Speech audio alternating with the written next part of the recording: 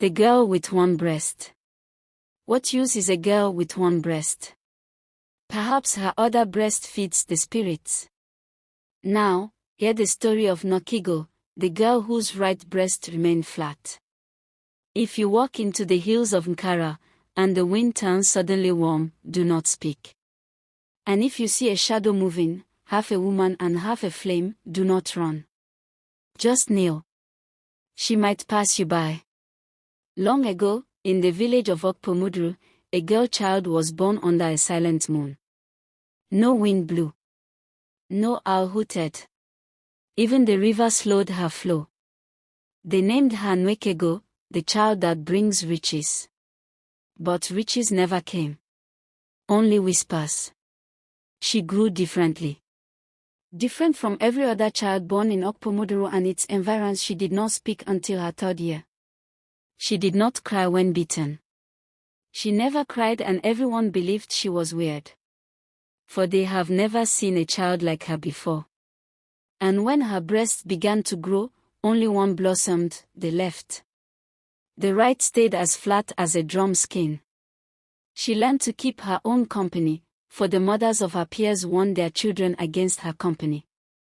The villagers stopped whispering in low tones. The whispers became louder. And it came mostly from the female folks. The women said it was a curse. They believed she was accursed. The men avoided her eyes.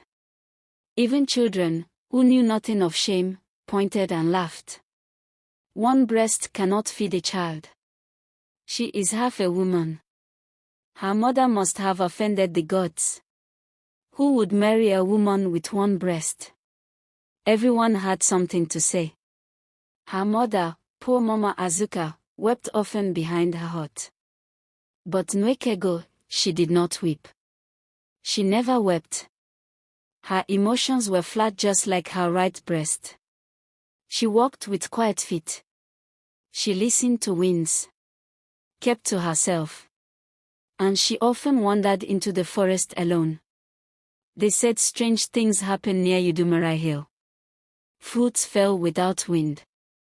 Snakes danced in daylight. And a strange hum filled the air when Nwakaego sat beneath the iroko tree. For that was her favorite spot. One evening, she returned with a snake coiled gently around her arm. The snake bowed to her mother before sliding away. Another time, birds followed her, 3 in number, black, red, and gold, silent, watching.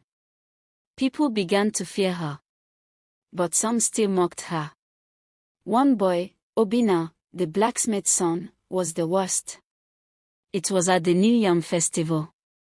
Crowds gathered, dancers whirled, and the air smelled of roasted yam and fresh palm oil. Nwakaego stood to the side, alone.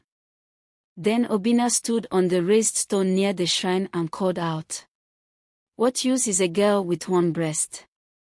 Perhaps her other breast feeds the spirits. There was laughter, loud, cruel, echoing laughter. Nwakaego turned her face to him. Her eyes glowed, not with tears, but rage.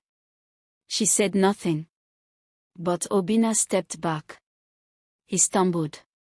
His feet smoked. His body twisted, screamed without voice. And the fire that licked his skin came not from wood. He visibly burned from. From that day, they feared her more than ever. No one dared mock her to her hearing. At least, it was good for her peace of mind and of course, for her mother too. She grew into a beautiful young woman but amid silent hostility from the villagers. One morning, Nwakaego stood before the elders. I will not stay, she said calmly. I was born with one breast, but I carry what none of you can bear. Henceforth, your hatred will become your punishment. She walked away. They say she climbed Udumari Hill. The same place she always found solace. The sky darkened. The birds fell silent. And when lightning cracked, the trees did not burn, but bowed.